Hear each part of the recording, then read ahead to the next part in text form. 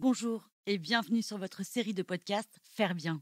Que mangerions-nous s'il n'y avait plus d'agriculteurs et d'éleveurs? Rien ou pas grand-chose. Or, leur nombre ne cesse de diminuer chaque année. Certains acteurs se mobilisent déjà pour faire bien, préparer la relève et faire face aux enjeux de demain. C'est pourquoi, à travers ce podcast, nous proposons de partager tous les 15 jours notre vision de l'agriculture biologique, mais aussi de vous faire découvrir le beau métier d'éleveur, la génération future et tous ceux qui pensent l'agriculture de demain autrement. Au programme, rencontres, innovation et immersion. Bienvenue dans ce podcast Faire bien. Ce que je voulais, c'était faire un métier qui avait du sens. Je suis issue d'une famille d'agriculteurs. Mon père et mon oncle ont repris la ferme à la suite de mes grands-parents. J'ai eu des expériences dans des fermes en Irlande, au Canada, puis en Asie du Sud-Est. J'ai découvert la pépinière. Ça a été une démarche hyper intéressante. On a pu échanger avec les éleveurs, aller au contact des animaux, se rassurer parce que c'est plus qu'un métier. De s'installer sur une ferme, c'est une décision qui vous engage pour des années. À mon tour, j'avais envie de devenir agricultrice. Il y a aussi le fait que la ferme soit vraiment au cœur de notre histoire familiale en fait.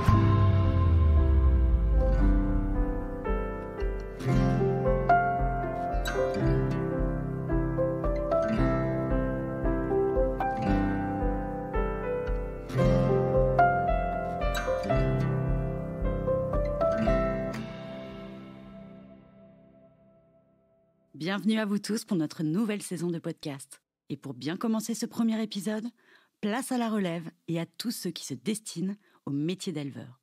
Vous vous souvenez du programme de la pépinière Faire bien? Eh bien aujourd'hui, nous vous proposons de faire la connaissance de Marie, qui y avait participé en octobre 2020.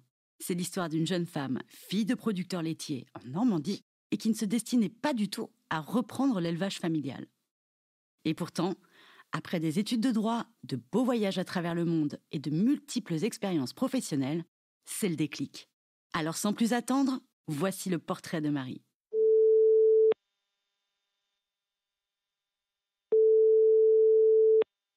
Bonjour, moi c'est Marie Marot-Decamp et je fais partie des jeunes pousses de la pépinière Faire bien.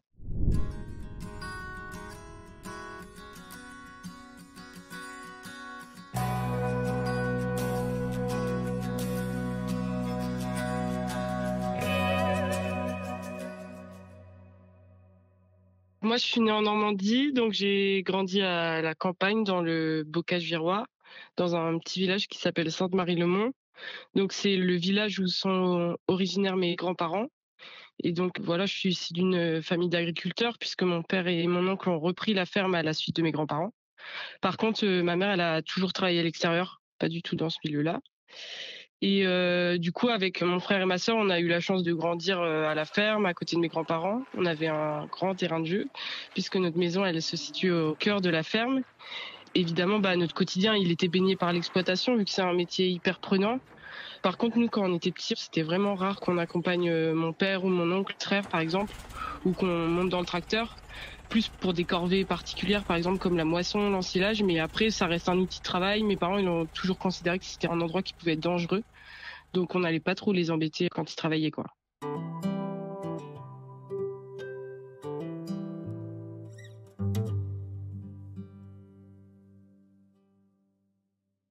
Mes parents ils m'ont toujours plus ou moins incité à faire des études. Pour ma mère ça c'était vraiment important.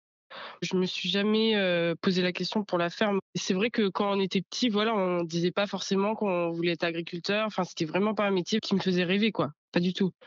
Mon frère, ma sœur et moi-même, on a tous fait des études, on a tous fait un bac général et on se prédestinait pas du tout à ce milieu-là, même si mon frère aujourd'hui fait une école d'ingé en agronomie.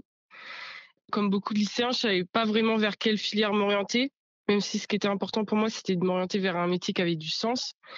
Et du coup, c'est pour ça que j'ai choisi de m'orienter vers une filière juridique et que je suis partie en région parisienne. Je voulais vraiment changer de mon milieu où j'avais grandi.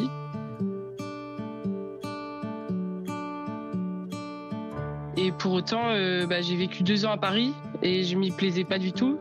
Du coup, je rentrais la plupart du temps, tous les week-ends en Normandie. Je supportais pas le métro, je supportais pas d'être enfermée. La grisaille parisienne, ça me convenait pas du tout. Et puis en plus, le droit, ça m'intéressait pas plus que ça. Quand j'ai obtenu mon bac+2, je suis rentrée en Normandie, j'ai arrêté mes études pendant 3 ans. Et en fait, vu que j'avais toujours rêvé de voyager, je me suis dit que là, c'était l'occasion de partir. Et donc, j'ai travaillé pour financer mes voyages.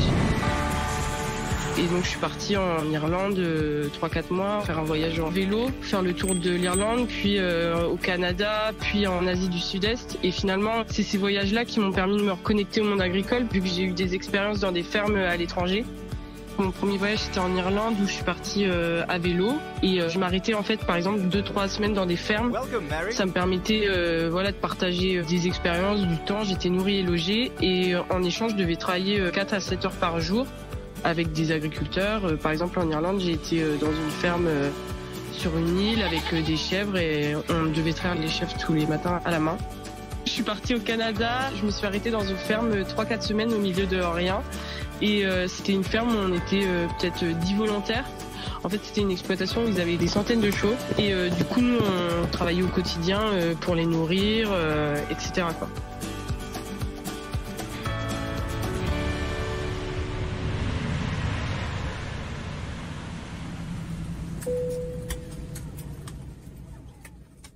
Quand je suis rentrée en 2017, je me suis dit qu'il fallait que je reprenne mes études parce que la filière juridique, ça m'intéressait pas, que maintenant je voulais plus m'orienter vers tout ce qui est développement durable, filière agricole, etc. Mais toujours pas dans l'objectif de m'installer. Je suis partie vers une licence pro conseiller en entreprise agricole sur Caen, donc toujours en Normandie. Et donc l'idée, c'était plus d'être dans tout ce qui est conseil et accompagnement des agriculteurs. Vraiment, je me suis rendu compte à ce moment-là que la filière agricole, elle n'était pas assez valorisée et qu'on pouvait se plaire dans ce métier-là, mais qu'il fallait tendre vers un autre système, vers une autre vision de l'agriculture.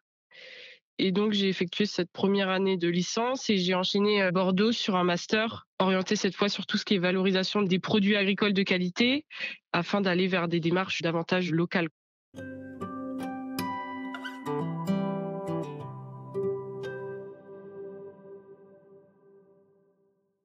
Donc, dans le cadre de mon master et ma licence, j'ai effectué des stages, j'ai été au contact d'agriculteurs. Donc, c'est en rencontrant des éleveurs passionnés que je me suis dit qu'à mon tour, j'avais envie de devenir agricultrice. Il y a aussi le fait que la ferme, ce soit vraiment au cœur de notre histoire familiale, en fait. Et plus le temps passait, plus je me disais que c'était dommage de laisser partir la ferme. On est tous attachés à cette ferme, à ce que mes grands-parents, mes parents et mon oncle ont construit. Ça a aussi beaucoup joué sur ma réflexion.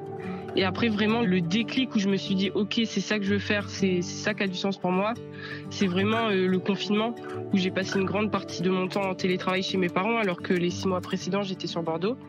Et du coup, au quotidien à la ferme, etc. Et je me suis dit, finalement, pourquoi pas faire ce métier? Et puis là, j'en ai parlé à mon entourage, j'en ai parlé à mes parents, à toute ma famille, quoi.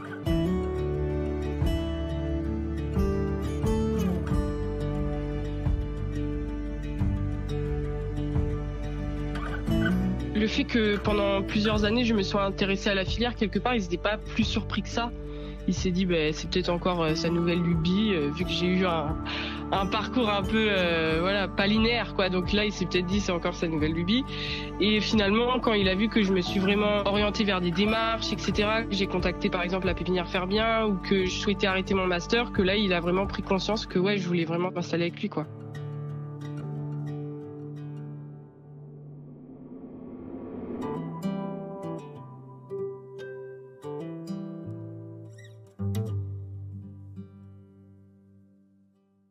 Je me suis renseignée sur les formations, les démarches existantes en Normandie. Et c'est là que j'ai découvert la pépinière, donc sur une semaine au départ, et surtout sur le fait que ce soit axé sur l'élevage laitier bio, ça c'est ce qui m'intéressait. Et donc en fait, je trouvais ça parfait, étant donné que mon projet c'est de tendre vers un système plus herbagé, plus autonome qu'il ne l'est maintenant. Et mon père et mon oncle, ils sont sur un élevage qui est en conventionnel. Et que mon objectif à terme, c'est de pourquoi pas aller vers un élevage laitier bio. Aussi, je voulais rencontrer un peu des profils un peu comme le mien, avec des gens qui finalement se sont intéressés tardivement à ce métier et qui n'ont pas de vraies connaissances techniques sur la filière. La pépinière, pour moi, ça a été une démarche hyper intéressante parce que ça m'a permis sur une semaine de rencontrer 7 éleveurs, donc 7 exploitations avec des systèmes différents, des profils différents. Et puis surtout, on a pu échanger avec les éleveurs, aller au contact des animaux, aussi de se rassurer parce que c'est plus qu'un métier, hein, de s'installer sur une ferme, c'est une décision qui vous engage pour des années. Et du coup, le fait aussi qu'on a rencontré pas mal d'organismes paragricoles, ça nous a permis d'avoir une vision vraiment sur toute la filière et d'échanger sur diverses thématiques. Donc c'était vraiment hyper intéressant. En mars, dans le cadre de la pépinière, j'ai l'opportunité d'aller en stage 2 semaines en immersion chez Lucie et Colin. Donc ça, c'est vraiment une super opportunité parce que j'ai adoré leur système et que j'ai envie d'en savoir plus sur comment ils conduisent leurs troupeaux, etc. Et puis leur quotidien, notamment sur tout ce qui est pâturage. C'est vraiment 2 semaines d'immersion pour vivre le quotidien des éleveurs. Et pour moi, ça va me permettre de voir un autre système, quelque part le comparer et dans le but d'envisager une transition dans les années à venir. Et donc là, je suis toujours en dernière année de master et j'ai l'opportunité de vraiment travailler sur les 6 mois sur mon projet d'installation. Donc l'idée, c'est que je m'implique à la fois sur la ferme, mais aussi que j'aille à la rencontre d'autres éleveurs en allant en stage dans différentes exploitations pour envisager la transition du système dans les années à venir.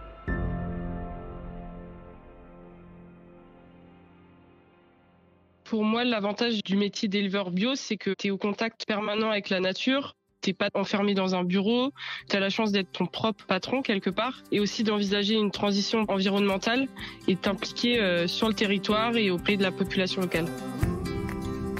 Merci beaucoup Marie. Vous êtes intéressée par la pépinière Faire Bien ? Eh bien restez à l'écoute. Le programme de 2021 est bel et bien sur les rails et nous ne manquerons pas de vous en informer.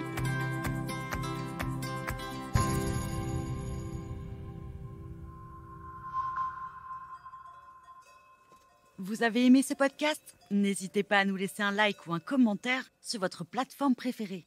Et pour ne manquer aucun épisode, abonnez-vous. À bientôt.